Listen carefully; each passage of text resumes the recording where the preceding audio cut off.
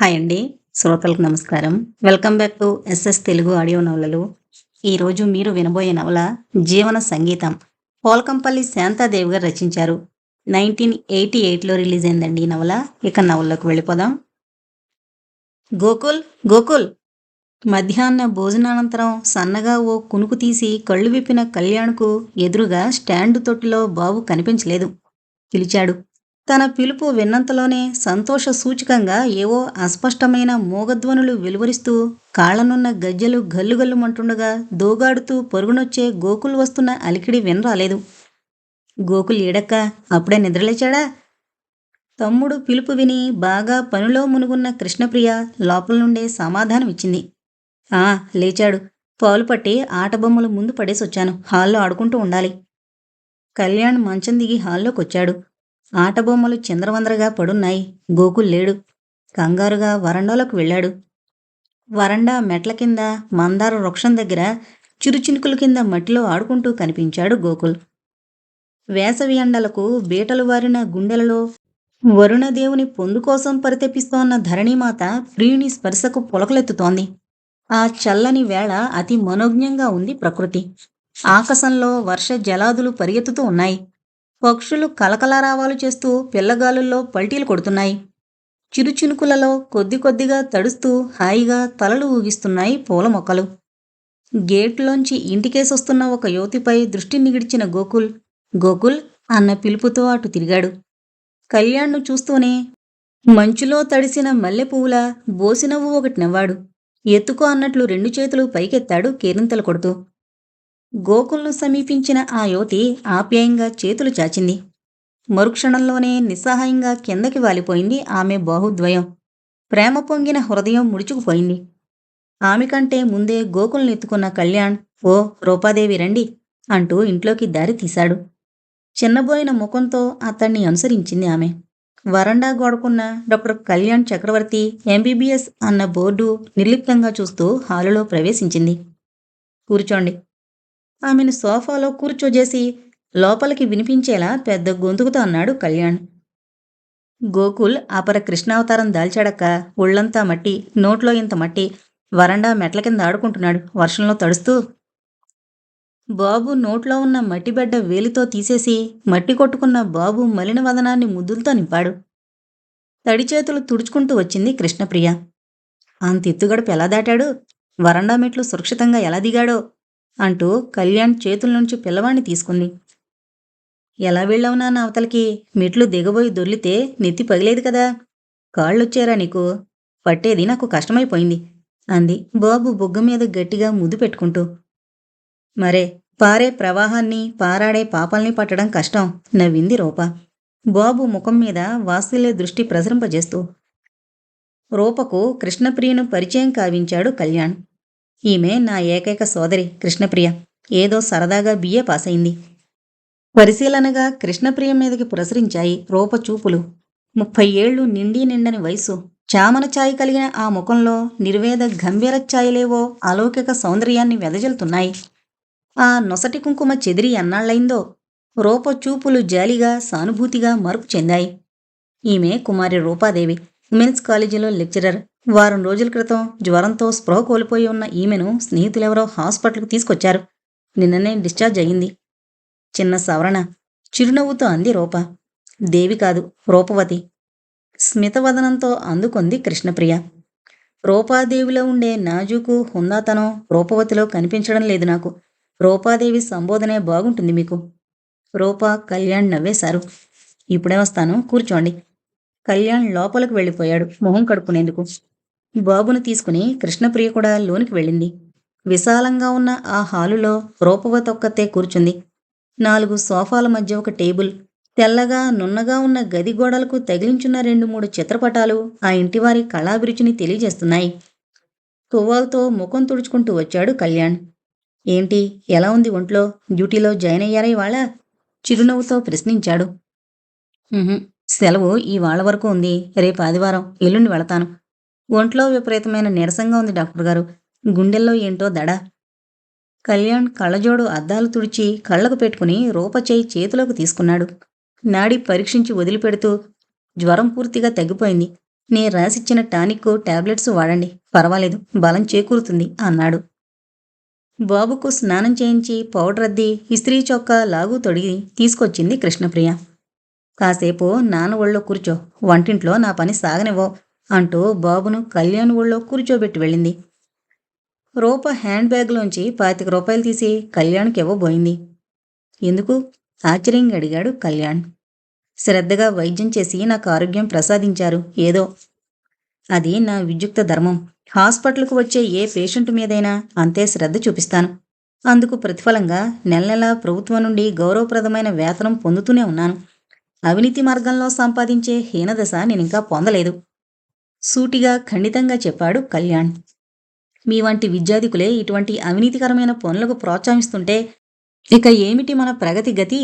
చిరునవ్వుతోనే వాడి బాణం వదిలాడు. సిగ్గుపడింది రూప. క్షమించండి, అందరూ డాక్టర్లాగే అనుకున్నాను. ఇస్తే అది లంచమే అవుతుందనుకోండి, కానీ తీసుకునేవాళ్ళు ఏదో కానుక కింద లెక్కగట్టేస్తారు కదా. డబ్బు బ్యాగులో పెట్టేసుకుంది. బయట వర్షం జోరుగా కురుస్తోంది. తోడుగా గాలి తీవ్రత కూడా హెచ్చింది. రూప ఇంకా కొంచెంసేపు కూర్చోక తప్పలేదు. వచ్చిన పని పూర్తయినా చనువుగా కళ్యాణ్ ఒళ్ళో నుండి బాబునెత్తుకుని ఆడిస్తూ, బాబు పేరేమిటి అంది. గోపాలకృష్ణ. బాబుకు కొత్త పాత ఏమీ లేనట్లుంది. బాబు పిడికిట్లో చిక్కిన ముంగురులు విడిపించుకోలేక సతమతమవుతూ అంది రూప. ఎత్తుకోని వాళ్లే పాపాత్ములు. కాఫీ ట్రేతో ప్రవేశించిన కృష్ణప్రియ జవాబిచ్చింది. కళ్యాణ్కు రూపకు కాఫీ అందించి బాబుని ఎత్తుకుని సోఫాలో కూర్చుంది. కాఫీ తాగి కృష్ణప్రియ ఇచ్చిన ఒక్కపొడి వేసుకుని తిరిగి బాబుని ఎత్తుకుంది రూప. గోకుల్ది చక్కటి ఆరోగ్యవంతమైన ఒళ్ళు. తెల్లని ఆ ముఖంలో నల్లని ఆ కళ్ళు పసి అమాయకత వలకబోస్తున్నాయి. ఒత్తుగా నల్లగా ఉన్న ఉంగరాల జుట్టు ముఖం మీద పడుతోంది. ఈ తడవ రూప పమిటతో సయ్యాట్లు మొదలుపెట్టాడు గోకుల్. రూప వదనంలో మధురమైన లజ్జాభావం క్షణకాలం కదిలి మాయమైంది. పరధ్యానంగా గోకుల్ చిలిపి ఆట చూస్తున్నాడు కళ్యాణ్. ముచ్చటపడి చూస్తోంది కృష్ణప్రియ. బాబు పిడికెట్ నుండి తన పమిట విడిపించుకోలేక రూప పడుతోన్న మధురమైన వేదనావస్థ అంతా. వదులు బాబు, కొంగొదులు. శారదక నామధేయుడివి, గోకులాష్టమి చేరువవుతోంది. నీకు చారెడు వెన్నముద్ద పెడతాలే, వదులు. రూప మాటలకు పకాలుమంది కృష్ణప్రియ. పిడికిలి సడలించి రూపం మెడలో ఉన్న బంగారు గొలుసుతో నెమ్మదిగా ఆడుకోసాగాడు గోకుల్. మరి బాబు తల్లిని పరిచయం చేయలేదు. చనువుగా రూప వేసిన నిష్ఠూరానికి షాక్ తిన్నట్లు వెలవెలపోయాడు కళ్యాణ్. కృష్ణప్రియ వదనం విషాద మేఘాచితమైంది. ఎవరి నుండి సమాధానం రాక సందేహాస్పద హృదయంతోటే బాబు తల్లి అంటూ ఆగిపోయింది రూప. డాక్టర్కింకా వివాహం కాలేదు, మెల్లగా జవాబిచ్చింది కృష్ణప్రియ. రూప ఆశ్చర్యానికి అవధుల్లేవు. మరి బాబు? అర్ధోక్తిలో ఆపింది. ముత్యపు చిప్పలో పడిన స్వాతి చినుకు. అంటే? చిత్రంగా చూసింది కృష్ణప్రియ వంక. ఏ తల్లి కన్నదో, ఎందుకు వదిలేసిందో, అదృష్టానికో దురదృష్టానికో కళ్యాణ్ చేతిలో పడ్డాడు బాబు. బాబుకు మాతాపితరుల ప్రేమానురాగాలకు మొహం వాచిపోయే గతి పట్టలేదు. కళ్యాణే అతడికి తల్లి తండ్రి. పువ్వులా పెరుగుతున్నాడిక్కడ బాబు. డాక్టర్కి ఏ విధంగా లభ్యమయ్యాడు బాబు? కుతూహలం అణుచుకోలేకపోయింది రూప.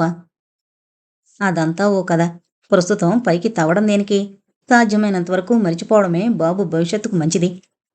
బయట వర్షం వెలిసింది. రూప బాబును గాఢంగా చుమ్మించి కృష్ణప్రియకి అందిస్తూ వస్తానండి అంది.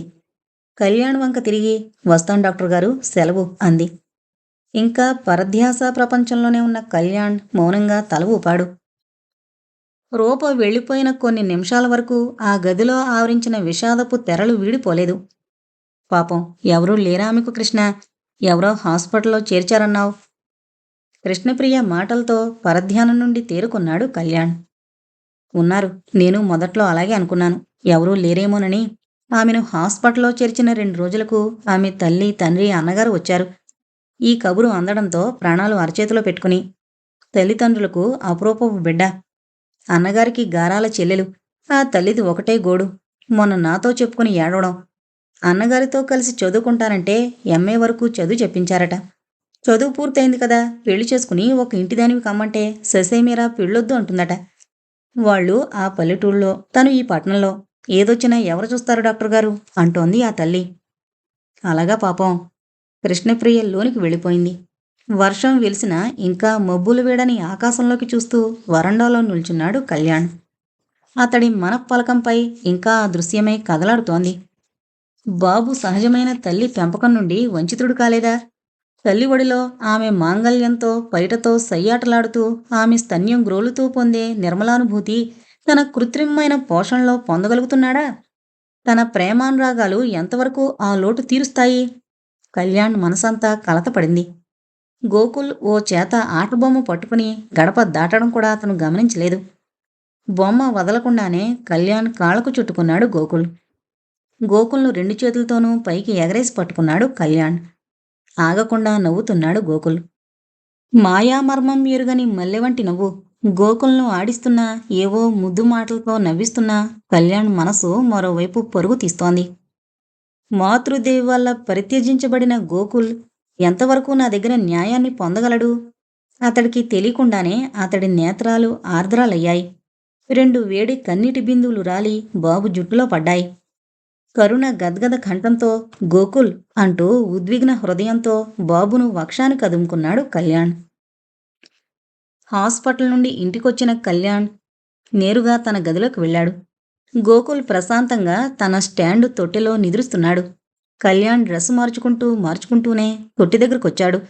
గోకుల్ను తదేకంగా చూస్తూ నిల్చుండిపోయాడు తనను తాను మరిచి. ఏంటింత ఆపేక్ష గోకుల్పై? గోకుల్ను విడిచి ఒక క్షణం ఉండలేకపోతున్నాను. బయటికి వెళితే మనస్సంతా గోకుల్ మీదే. 10 నెలలు నిండని ఈ పసివాడు నా హృదయాన్ని పూర్తిగా బంధించి వేశాడు. నిద్రలో ఉన్న గోకుల్ ఎంతో ముద్దొస్తున్నాడు. కళ్యాణ్ తొట్టిపైకి వంగి గోకుల్ను ముద్దు పెట్టుకుని సగం విడిచిన షర్టు విడిచి హ్యాంగర్కు తగిలించి టేబుల్ దగ్గరకొచ్చాడు. అతడి హృదయానికి అత్యంత సన్నిహితమైన ప్రీతిపాత్రమైన వస్తువు ఉండవలసిన చోట లేదు. ఆశ్చర్యపోయాడు కళ్యాణ్. ఎవరు తీశారా ఫోటో? తను అక్క తప్పితే ఎవరూ లేరింట్లో. ఎన్నాళ్ళు తీయింది, ఇప్పుడెందుకు తీస్తోందక్క? ఆందోళనగా అక్క అని పిలవబోయిన కళ్యాణ్ మాటలు గొంతులోనే ఉండిపోయాయి కిలకిలా నవ్వు వినగానే. అదే గదిలో కళ్యాణ్ మంచంపై పడుకునున్న విరిబాల లేచి కూర్చుంది, ఇంకా చిలిపిగా నవ్వుతూనే. చిత్తరువే అయిపోయాడు. ఫోటో వెతుకుతున్నావా? నేనే తీశాను, నా చేతిలోనే ఉంది. నవ్వుతున్న విరిబాల ముఖం హఠాత్తుగా గాంభీర్యం దాల్చింది. పువ్వు నేలరాచి తావి కోసం దేవుళ్లాడితే ప్రయోజనమేమిటి బావా? కరుణ వ్యాధులు సమ్మిళితమై ఉన్నాయి ఆ కంఠంలో. ఎప్పుడొచ్చావు రాదా? కళ్యాణ్ ప్రశ్నకు జవాబివ్వలేదు విరిబాల. ఎవరికోసం మనిషిని వదులుకున్నావో ఆ మనిషి మీద మమత కూడా తెంచుకుంటే మంచిది. దారిలో అడ్డమైన దిక్కుమాలిన దరిద్రుడే నీకు సర్వస్వమైపోయినప్పుడు ఒక పక్క ఇంకా ఈ ఆరాధనలెందుకు? కళ్ళు రెండు కోనేర్లయ్యాయి. రాధా! చెయ్యి అడ్డంగా ఊపుతూ బాధగా కళ్ళు మూసుకున్నాడు కళ్యాణ్. నా దురదృష్టాన్ని ఏ విధంగానైనా ఎత్తి చూపు, కానీ పరోక్షంగా ప్రత్యక్షంగా ఏ విధంగా కూడా గోకుల్పై నిందారోపణ చెయ్యకు. నేనది సహించను. పాపం పుణ్యం తెలియని పసివాడు. అతన్ని ఆడిపోసుకుంటావేం? ఏ జన్మలో చేసిన పాపమో పగబట్టి ఈ రూపంలో అవతరించినట్లుంది. కాకపోతే వీడి కారణంగా మనసిచ్చిన వాణ్ణి కాక మరొకరికి మనువెందుకైపోతాను? కుమిలి కుమిలి ఏడ్చింది. ఎప్పుడో వచ్చిన కృష్ణప్రియ అనునయంగా విరిబాల భుజం తట్టింది. ఏడవకు. కర్మలడ్డమై సాగిపోయే జీవితాలివి. తెలివి తక్కువగా పోకులాడద్దు. ఎప్పటికప్పుడు జ్ఞానోదయానికి ఏదో సంఘటనలు జరుగుతూనే ఉంటాయి. కావాలని కళ్ళు మూసుకుని చూడకుండా తప్పించుకుపోవడానికి ప్రయత్నించొద్దు. ఒకరి దుఃఖానికి మరొకరు కర్తలు కాదు. ఎవరి కర్మ వారిది. ఎందుకా పసికందును అడ్డం పెట్టుకుని తెలివి తక్కువగా వాపోతావు? విషాదజీవుల దుఃఖోపశమనానికి ఏకైక సాధనం ఈ వేదాంతం. వేదాంతం సుఖమే ఇవ్వచ్చు, కానీ భరించడం ఎంత కష్టం కృష్ణోదిన. హృదయ సరసిలో కోరికల కలువలు విరిసే తరుణ యవ్వనంలోకి వైరాగ్యభానుణ్ణి ఆహ్వానించడం ఎలా కృష్ణోదిన? దుఃఖంతో అంది విరిబాల. మరి గత్యంతరం లేదు. బరువుగా నిట్టూర్చింది కృష్ణప్రియ. పదకృష్ణ భోజనానికి అంది కదులుతూ. అన్నం కలుపుతూ ప్రశ్నించాడు కళ్యాణ్. రాధొక్కతే వచ్చినట్లుంది, భర్త రాలేదా? రాధను మామే పంపించాడు నీ దగ్గరికి. రాధను మామే పంపించాడా? ఆశ్చర్యపోయాడు కళ్యాణ్. మామయ్య పంపించాడు. జరిగిందేదో జరిగింది. ఎప్పటికైనా నువ్వు దారిలోకొస్తే చిన్నమామయ్య కూతురును నీకిచ్చి చేస్తారట. మొదట భోజనం కాని. ఉత్తరం రాసి రాధ వెంట పంపించాడు మాధవ మావయ్య. చదువుకో, అన్ని సంగతులు తెలుస్తాయి. త్వరగా భోజనం కానిచ్చి బయటకొచ్చాడు కళ్యాణ్. విరిబాల్ దగ్గర నుండి ఉత్తరం తెచ్చి తమ్ముడికిచ్చింది కృష్ణప్రియ. కవర్ విప్పి ఉత్తరం చదువుకున్నాడు కళ్యాణ్. చిరంజీవి కృష్ణచంద్రుణ్ణి మీ పెదమావయ్య ఆశీర్వదిస్తూ రాయింది. ఎటువంటి పట్టుదలలకు పోయినా, ఎంతటి కార్పణ్యాలు కూలినా, పెంచిన మమకారం అవన్నీ ఒక్కసారిగా మరిపింపజేస్తుందిరా కృష్ణ. నువ్వు ఒకనాడు నన్ను ఎదిరించి నిలిచినా, నా మాటను తిరస్కరించినా, నీ సుఖమే కాంక్షిస్తూ ఈ ప్రయత్నానికి పూనుకుంటున్నాను. మీ అమ్మ పోతూ నాకు అప్పగించిన బాధ్యత పూర్తిగా నెరవేర్చంది నా హృదయానికి నెమ్మది లేదు. పిన్ననాడే తల్లిదండ్రుల్ని పోగొట్టుకున్న నిన్ను, నీ అక్కను పెంచి పెద్ద చేశాను. దాన్ని గౌరవప్రదమైన ఒక కలిగినింటికిస్తే దాని రాత అలా అయింది. దిక్కు దివాణం లేని నీ ఆస్తి కాపాడుతూ నిన్నింతవాణ్ణి చేశాను. మీ అమ్మ ఆఖరి కోరిక తీర్చాలని రాధను నీకిచ్చి చేద్దామనే కదా ఇద్దరినీ డాక్టరీ చదివించి, ముచ్చటగా దంపతులను విదేశాలకు పంపించి, ఇంకా పెద్ద చదువులు చదివించాలని ఉవ్విళ్ళూరింది. తీరా లగ్నం పెట్టుకున్నాక అటువంటి అవాంతరం వస్తుందని ఎవరనుకున్నారు? విధిరాత తప్పించలేరు. కనుకనే నువ్వు ఆనాడు అంత మురికించి, నాలో పౌరుషం రేకెత్తించి, పట్టుదల కలిగించి, చేజేతుల రూపశీలవతి అయిన రాధను దూరం చేసుకున్నావు. నువ్వు చేస్తోన్న పని ఏం మంచిది చెప్పు కృష్ణ. రైల్లో ఎవతో హృదయం లేని పాపాత్మురాలు నిర్దయగా వదిలేసిన ఆ అభాగ్యుణ్ణి తీసుకొచ్చి పెంచుతున్నావంటే ఏం మాట? వాడి కులమేమిటి? వాడి జన్మకారకుల చరిత్రేమిటి? ఏ పాపఫలమో వాడు? శుద్ధ బ్రాహ్మణుడింట్లో వాడు పెరుగుతున్నాడంటే ఎన్ని సమస్యలకు కారణమవుతాడో ఆలోచించవేం? ముందు నీ కుటుంబానికి వాడొక సమస్య కాడు?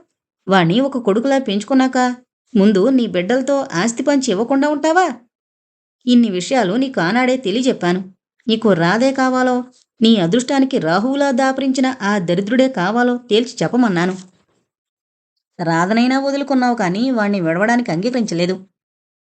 ఏమన్నా అంటే మానవత్వం అంటావు. అటువంటి అనాథలకు శరణాలయాలు బోల్డున్నాయి. దేశంలో వాణ్ణి ఏ అనాథ శరణాలయంలోనూ చేర్పించడం మనిషిగా నువ్వు చేయవలసిన పని. కానీ వాడి భారమంతా మీద వేసుకుని ఇంట్లో పెంచడం నీ జీవితానికే మంచిది కాదు. నీ దగ్గర ఓ పిల్లవాడు పెరుగుతున్నాడంటే నీకు పిల్లనివ్వడానికి ఎవరూ సాహసించరు. ఏది ఏమైనా ఒక ఇంటివాడివై ఇల్లు నిలపవలసిన వాడివి. ఎప్పటికీ మించిపోయింది లేదు. ఆ పిల్లవాణ్ణి ఏ అనాథ శరణాలయంలోనూ వదిలే. చిన్నమావయ్య తన కూతురు అనురాధను నీకివ్వడానికి సిద్ధంగా ఉన్నాడు. నువ్వు నేను చెప్పిన పని చేయక ఇంకా మూర్ఖించి సంబంధాలు తెంచుకోకు. పెద్ద మనిషి మాటకు విలువుంచు. బుద్ధిగా నడుచుకుని సుఖపడు. ఇట్లు మీ పెదమావయ్య మాధవరావు. రాధతో ఏం చెప్పి పంపదలుచుకున్నావు? ఉత్తరం చదవడం పూర్తి చేసిన కళ్యాణ్ను ప్రశ్నించింది కృష్ణప్రియ. చెప్పడానికేముంది? ఏమున్నదంటే, ఆనాడు మనసైన రాధనే వదులుకున్నాను బాబు కోసం. ఇంకా ఇప్పుడు ఈ అనురాధ ఎవరు? ఇదే నీ సమాధానమైతే మావయ్య మనసు నొచ్చుకుంటాడు కృష్ణ. ఇరుపక్షాల వారి మనసులు ఆనాడే విరిగాయి. ఇంకా విరగడానికి ఏం మిగిలిందక్కడ? గది అవతల నిలబడి వీరి సంభాషణ వింటూ అన్న విరిబాల లోనికొచ్చింది. అయితే నీ నిశ్చయమేమిటి? పెళ్లి చేసుకోవా బావా? అంది కంగారుగా. ఆ, చేసుకోకూడదని అనుకున్నాను. గోకుల్ క్షేమం వాసించే కాదు, నువ్వు దూరమైన నాడే వివాహేచ్ఛ కూడా వదిలిపోయింది. ఒక పిల్లవాడి కోసం నీ జీవితం వృధా చేసుకోవడం ఉచితంగా లేదు బావా. అనురాధకేం లోటు? విశ్వవిద్యాలయ పట్టభద్రురాలు, నాంత చక్కంది కాకపోయినా రూపవతి, కాదనలేము. గుణంలో నాకన్నా మెరుగు. నాలో కొంచెం అహంభావమైనా ఉంది. కానీ అది సాక్షాత్తు వినయస్వరూపం. ముఖ్యంగా నువ్వంటే దానికి మనసు. అన్ని విషయాలు నీకు తెలియజెప్పి నిన్ను ఎలాగైనా ఒప్పించాలనే నాన్న పంపించాడు నన్ను. నా మాట కాదనుకు బావా. మావయ్యకు నా మాటగా చెప్పు. కళ్యాణ్ బ్రతుకుతోంది గోకుల్ కోసమని. కళ్యాణ్ లేచి వెళ్ళిపోయాడు తన గదిలోకి. కళ్యాణ్ వెనకే వచ్చింది కృష్ణప్రియ. కాదు కృష్ణ అంటూ. అమ్మ నాన్న ఏనాడో వెళ్ళిపోయారు. పెళ్ళి పేరంటం చేసుకుని ఇల్లు నిలపవలసిన వాడివి. నేను మాత్రం ఎన్నాళ్ళనుంటాను నీ దగ్గర? నాకు ఇల్లు వాకిలి ఉంది. నువ్వు పెళ్లి చేసుకున్నాక వస్తూ పోతుంటే అందంగా ఉంటుంది. గోకుల్ విషయంలో నువ్వు చింతేమీ పెట్టుకోనక్కర్లేదు. నాకు మాత్రం ఎవరున్నారు? ఒకనాటికి నాకొక ఆధారం కావాలి కదా. పల్లెలో లంకంత కొంప, కావలసినన్ని భూములు, తోటలు. గోకుల్ని పెంచుకుని దత్తత చేసుకుంటాను. తీవ్రంగా తలాడించాడు కళ్యాణ్. గోకుల్ని విడిచి నేనుండలేనక్క. రాధ పెళ్లికి ముందు నువ్వు అడుగుంటే బహుశా పెంపకానికి నీకిచ్చేవాణ్ణేమో. కానీ ఇప్పుడు ఇవ్వలేను. ఎన్ని అవాంతరాలైనా రాని, ఎన్ని కష్టాలైనా రాని, గోకుల్ నా దగ్గరే పెరుగుతాడు నిశ్చయంగా చెప్పాడు. మరి మాట్లాడలేక వెళ్ళిపోయింది కృష్ణప్రియ. చీకటి పడుతూ ఉంది. అంతవరకు తోటలో చదువుకుంటున్న విరిబాల లేచి ఇంట్లోకొస్తూ వరండా అంచున గోకుల్ను చూసింది. పడితే పణ్ణి, నాకొచ్చిందేమిటి? అక్కసుగా అనుకుని లోనికి వెళ్ళిపోయింది. గేట్లోంచొస్తున్న రూపవతి ఆదుర్దాగా పరిగెత్తుకొచ్చింది. పిల్లాడు పడే పడే అంటూ గోకుల్నెత్తుకుని లోనికొచ్చింది. కృష్ణప్రియగారు అని పిలిచింది హాల్లో నిలిచి. ఎవరు? వంటగదిలోంచి పలికింది కృష్ణప్రియ. గోకుల్నెత్తుకుని వంటగదిలోకి వచ్చింది చొరవగా రూప. కొంచెమైతే బాబు కింద పడిపోయేవాడే. వరండా చివరకొచ్చి ఆడుకుంటున్నాడు అని చెప్పింది ఆదుర్ద ప్రదర్శిస్తూ. ఎక్కడికని చూడమ్మా, ఏమారనివ్వడు పిల్లాడు. కృష్ణప్రియ గోడనున్న పీట వాల్చింది. కూర్చో, ఇప్పుడు నీ ఆరోగ్యం బాగుందా రూపా? చనువుగా సంబోధిస్తూ కుశల ప్రశ్న వేసింది. గోకుల్ను ఒళ్ళో కూర్చోబెట్టుకుని కూర్చుంది రూప. ఈ 4-5 రోజులు హాయిగా ఉన్నానండి. నిన్న రాత్రి మళ్ళీ కొంచెం జ్వరం తగిలింది. డాక్టర్ గారికి చూపించుకుందామనొచ్చాను. రూప వాచి చూసుకుని డాక్టర్ గారు ఎప్పుడొస్తారు అని ప్రశ్నించింది. గంటన్నర కావచ్చు. కూర్చుని చూపించుకుని వెళ్ళమ్మా అంది ఆదరంగా. కుంపటి మీద గిన్నె దించేసి నీళ్లు పెట్టింది కృష్ణప్రియ. ఇంట్లో ఇంకెవరో ఉన్నట్లున్నారు? రూప ప్రశ్నించింది. మా మేనమామ కూతురు విరిబాల, ఎంబీబీఎస్ డాక్టర్. అలాగా, కొంచెం సేపయ్యాక అంది. పిల్లవాడు కింద పడే ప్రమాదం గుర్తించి కూడా పట్టనట్టు ఇంట్లోకొచ్చింది. చూస్తూ ఆవిడింట్లోకి అలా వెళ్ళిపోయిందేమో అని ఆశ్చర్యపోయాను. ఏంటో అజ్ఞానం. పాపపుణ్యాలు ఎరుగని పసివాడిపై అక్కసు చూపుతుందా పిల్ల? నిట్టూర్చింది కృష్ణప్రియ. పసివాడిపై అక్కసా? ఎందుకు? కుతూహలంతో ప్రశ్నించింది రూప. అదంతా ఓ కథ. బరువుగా చెప్పనారంభించింది కృష్ణప్రియ. మాధవరావు కూతురు విరిబాల బారసాల తర్వాత మాధవరావు అక్కగారు మహాలక్ష్మి మేనకోడల్ని చూసిపోవడానికొచ్చింది. తల్లి పక్కన పొత్తిళ్లగుడ్డల్లో పడుకొనున్న విరిబాలను చూసి చిరునవ్వుతో, నా కృష్ణుడికి రాధ పుట్టిందమ్మా అంది మురిసిపోతూ మహాలక్ష్మి. ఏడాది మాత్రమే తేడా ఉంది దీనికి నీ కొడుక్కి. సందేహం వెలుబుచ్చింది విరిబాల తల్లి. కృష్ణుడి కంటే రాధే పెద్దది కదా. రాముడి కంటే సీత పెద్దది. మన కృష్ణుడికి దీనికి ఏడాది తేడా ఉన్నప్పుడు ఏమవుతుంది? ఏమైనా ఇది నా కొడుక్కి పెళ్ళం కావలసిందే అంది ఆడబిడ్డ అధికారం ప్రకటిస్తూ. నీకు అభ్యంతరం లేనప్పుడు మాకు మాత్రం ఎందుకుంటుందదినా? నవ్వేసింది మరదలు. మహాలక్ష్మి కృష్ణ భక్తురాలు. ఆమె భర్త ఏడుకొండలవాడికి పరమభక్తుడు. కృష్ణప్రియ తర్వాత పుట్టిన పిల్లవాడికి ఆ స్వామి మీద తన భక్తి ప్రపర్తులకు నిదర్శనంగా కళ్యాణ చక్రవర్తి అని నామకరణం చేశాడు. మహాలక్ష్మి మాత్రం కృష్ణచంద్రుడని ముద్దుగా పిలుచుకునేది. ఇంట్లో తల్లి పెట్టిన పేరే స్థిరమైంది. తండ్రి మినహా అందరూ కృష్ణ అని ముద్దుగా పిలుచుకునేవారు. ఓ పల్లెటూళ్ళలో పాడి పంటలకు లోట్లేని ఇల్లు మహాలక్ష్మిది. 3 తమ్ముల అభిమానానురాగాలకు పాత్రురాలైన ఆడపడుచు మహాలక్ష్మి. ప్రేమగా చూసుకునే భర్త, ముత్యాల వంటి బిడ్డలు. అటువంటి అదృష్టవతి కుటుంబంపై విధి సీతకన్ను పడింది.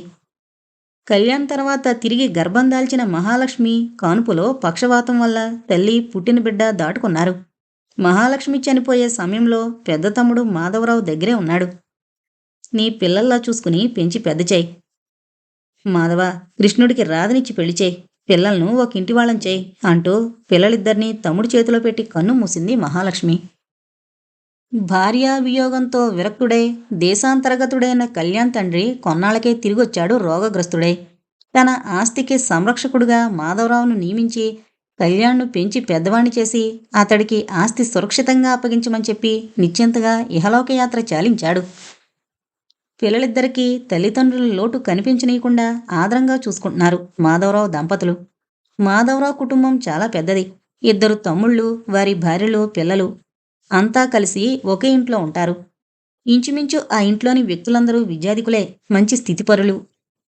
కృష్ణప్రియకు 16 ఏళ్లు రాగానే మంచి సంబంధం విచారించి తన ఖర్చు మీదే వైభవంగా వివాహం జరిపించాడు మాధవరావు. 5 ఏళ్లు సుఖ సంసారం సాగించిందో లేదో నొసటి కుంకుమ చెరుపుకొని కూర్చుంది కృష్ణప్రియ. ఇంటికి పెద్ద దిక్కైన ఆమె అత్తగారు కూడా కొన్నాళ్లకి దాటిపోయింది. కళ్యాణ్ ఆస్తి సంరక్షణతో పాటు కృష్ణప్రియ ఇంటి వ్యవహారాలు చూడడం కూడా మాధవరావు భుజాల మీదనే పడింది. ఊరికే ఉండడం ఎందుకని స్కూల్ ఫైనల్తో ఆగిపోయిన చదువు తిరిగి సాగించి బిఏ పాస్ అయింది కృష్ణప్రియ. కళ్యాణ్, విరిబాలలు ఒకే చోట పెరగడం వల్ల పెద్దల అభిమతం కూడా వారిద్దరినీ దంపతులను చేయాలని కావడం వల్ల పసినాడే వారిలో అనురాగ బీజం పడి వయసుతో పాటు వారి ప్రేమలు విరిసి పరస్పరం బద్ధానురాగులయ్యారు. కళ్యాణ్, విరిబాల ఎంబీబీఎస్ ఫైనల్లోకొచ్చారు. వివాహానంతరం దంపతులను ఉన్నత విద్యకై విదేశాలకు పంపించాలన్న సంకల్పంతో పరీక్షలవుతూనే ముహూర్తం నిశ్చయించారు విరిబాల తల్లిదండ్రులు. శుభలేఖలు అందరికీ పంచడమైంది. పెళ్లికి బ్రహ్మాండమైన ఏర్పాట్లు జరుగుతున్నాయి. ముహూర్తం 3 రోజులే ఉంది. శాంతినికేతన్లో విద్యాభ్యాసం చేస్తున్న ఒక మిత్రుణ్ణి కలవడానికి వారం రోజుల నాడు వెళ్లిన కళ్యాణ్ కోసం అందరూ ఎదురు చూస్తున్నారు. సంధ్యవేళ డాబాపైకెక్కిన విరిబాల పినతండ్రి కూతురు అనురాధ వాకిట్లో రిక్షా ఆగడం చూసి ఉత్సాహంగా కిందకు పరిగెత్తింది. రాధక్క, నీ పెళ్ళికొడుకొచ్చాడు అంది విరిబాలను వేళకోళం పట్టిస్తూ. సిగ్గుతో మొగ్గ అయిపోయింది విరిబాల. ఇన్నాళ్లుగా లేని సిగ్గు ఇప్పుడెందుకో ఉడికించింది. పోవే అను తలుపు చాటున నక్కింది.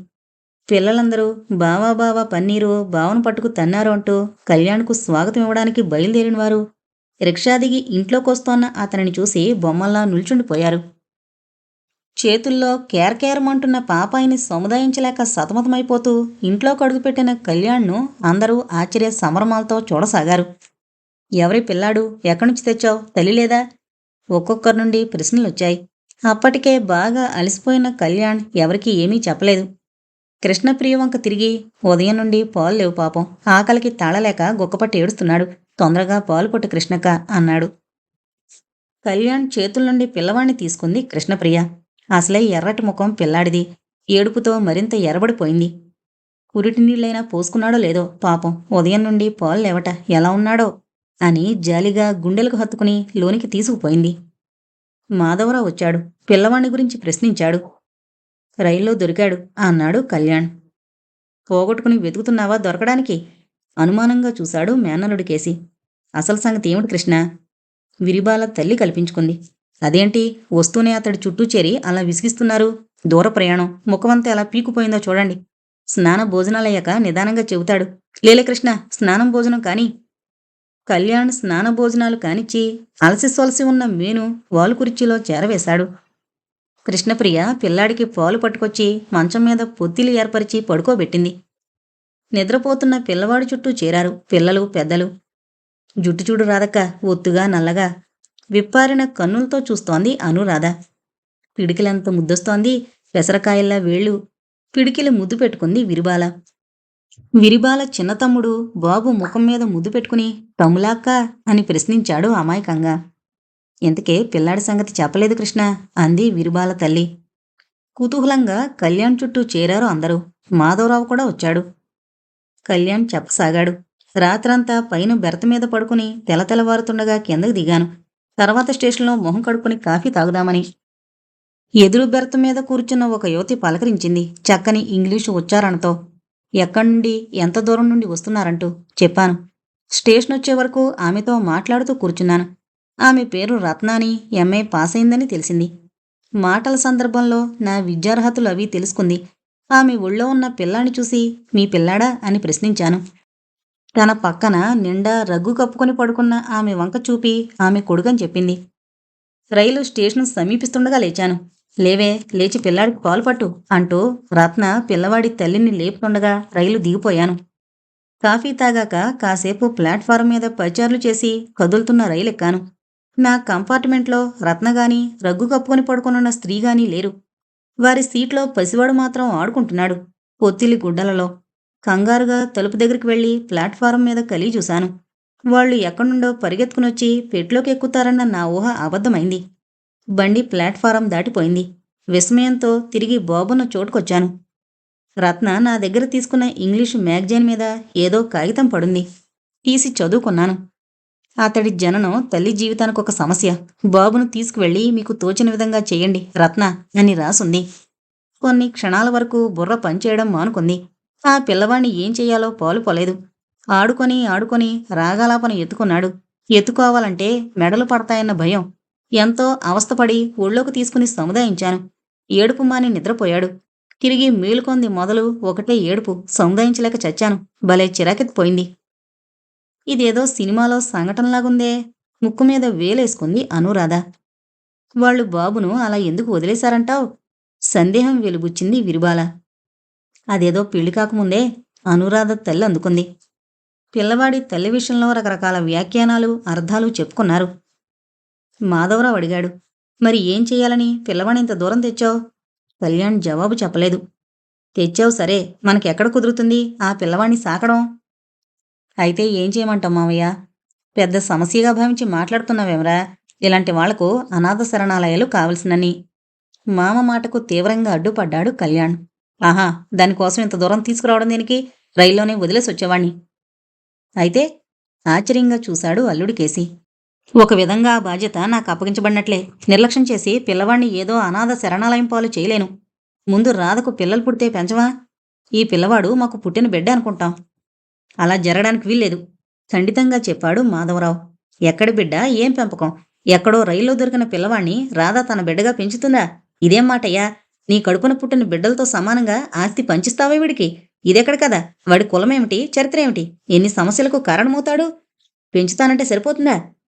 గట్టిగా కేకలు పెడుతోన్న మాధవరావు వంక భయ సంభ్రమాలతో చూడసాగారంతా.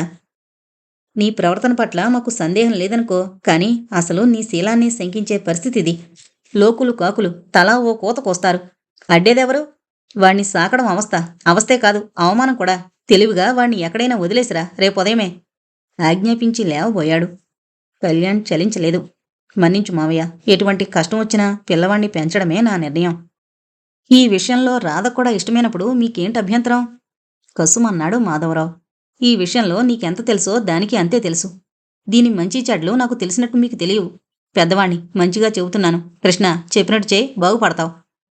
ఈ విషయంలో స్వార్థానికి చోటిస్తే దైవం నన్ను క్షమించడు మావయ్య. పెద్ద మాటలే నేర్చావన్నమాట. మాధవరావు పెద్దరికం దెబ్బతింది. అయితే పిల్లవాణ్ణి పెంచుతావో రాధనే అర్ధాంగించేసుకుంటావో ఈ రాత్రే తేల్చు. తిరుగులేని బాణం వదిలి విసురుగా వెళ్ళిపోయాడు. శ్రోతలందరూ నిశ్చేష్టులయ్యారు.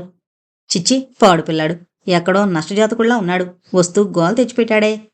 నిద్రాదేవి ఒడిలో లాలించబడుతోన్న పసివాడికేసి చేత్కారంగా చూశారు. కొన్ని క్షణాల క్రితం మురిపంగా చూసినవారే. వీళ్ల మాటలకేమో అన్నట్టు ఉలిక్కిపడి ఏడుపు ప్రారంభించాడు పిల్లవాడు. ఎవరూ ఎత్తుకోలేదు. కళ్యాణ్ వెళ్ళి మంచం మీద కూర్చుని జోకటసాగాడు. ఏడవకు ఏడవకు బొబ్బో నాన్న అంటూ. పిల్లలందరూ వేళాకోళం మొదలుపెట్టారు. బావ కన్నాడ్రా. చప్పట్లు చరిచాడొకడు. బావా, కురుడెప్పుడు? పగలబడి నవ్వాడు మరొకడు. తేలిగ్గానే కన్నావా? నొప్పులే పడలేదు. వెదవల్లారా, వెళ్ళండి. వేళాకోళానికి సమయ సందర్భాలు తెలియవు. విరిబాల తల్లి కసరడంతో తోక ముడిచారు పిల్లలు. ఎందుకొచ్చిందంట ఇది కృష్ణ? ప్రేమపూర్వక అనునయంతో అంది విరిబాల తల్లి. మీ మామయ్య సంగతి తెలియంది కాదు నీకు. ఆయన దగ్గర మాట ఒకటే కాని రెండు లేవు. పిల్లవాణ్ణి ఎక్కడైనా వదిలేసిరా. నవ్వుతూనే తన దృఢ నిశ్చయాన్ని తెలిపాడు కళ్యాణ్. అటువంటి వ్యక్తి చేతి కింద ఆయన ప్రేమాదరణలతో ఇంతవాణ్ణిగా పెరిగాను. కొంతైనా ఆయన పోలికలు రాకుండా పోతాయత్తా. బావా, విహ్వల కంఠంతో అరిచింది విరిబాల. నీకిష్టమైతే నాతో వచ్చేసేయ్, కాని నా నిశ్చయంలో మార్పు రావడానికి వీల్లేదు రాదా. స్థిర గాంభీర్యంతో పలికాడు. ఇన్నాళ్ల మన స్నేహబంధము, ప్రేమాభిమానాలు బూటకాలా బావా? ఒక పిల్లవాడి కోసం అవన్నీ క్షణికమయ్యాయా? సజల నేత్రియే గద్గద స్వరంతో ప్రశ్నించింది. వ్యక్తిభావంతో స్వార్థానికి లోబడక మనిషిగా ఆలోచించి చూడు ఈ పిల్లవాడి పరిస్థితి. ఆలంబన అత్యవసరమైన చిరులత వీడు. ప్రేమోన్మత్తతో ఇతన్ని అనాథుణ్ణి చేయ ప్రయత్నించకు. ఇతడికి ఉజ్వలమైన భవిష్యత్తు తీర్చిదిద్దగల ఉదారులెవరైనా ఉంటే చెప్పు. ఇతణ్ణి నేను వదిలిపెడతాను. వదలని గాంభీర్యంతో అన్నాడు. కాని ఇతణ్ణి ఆదరించపూనుకున్నంతలో మన ప్రేమ విలువ తక్కువ చేసి నువ్వు బాధపడి నన్ను బాధ పెట్టకు. ఇంత తేలిగ్గా నన్ను నువ్వు వదులుకున్నా నేను నిన్ను వదిలి ఉండలేను బావా. రాధా! విరిబాల మాట పూర్తి కాకముందే పిడుగుపాట్లా వినవచ్చింది మాధవరావు కంఠం. గదిలోకొచ్చాడాయన. స్వతంత్రించి ఏ నిర్ణయమూ తీసుకోవద్దు. నీ సంరక్షకుణ్ణి, తండ్రిని, నీ సుఖక్షేమాలకై పోకులాడేవాణ్ణి. నీకు మూడు ముళ్ల బంధం పడే వరకు నువ్వు నా ఆజ్ఞావర్తినిగా మెలగడం నీ కర్తవ్యంగా, ధర్మంగా ఎంచుకో. సుఖపడతావు. ప్రేమతో కళ్ళు కప్పుకుపోయి సంచరిస్తే తర్వాత దుఃఖపడి తీరతావు. పిల్లవాణ్ణి తీసుకుని ఇంట్లో నుంచి వెళ్ళిపోయాడు కళ్యాణ్. అదే ముహూర్తానికి విరిబాల వివాహం జరిగిపోయింది ఉదయభానుతో.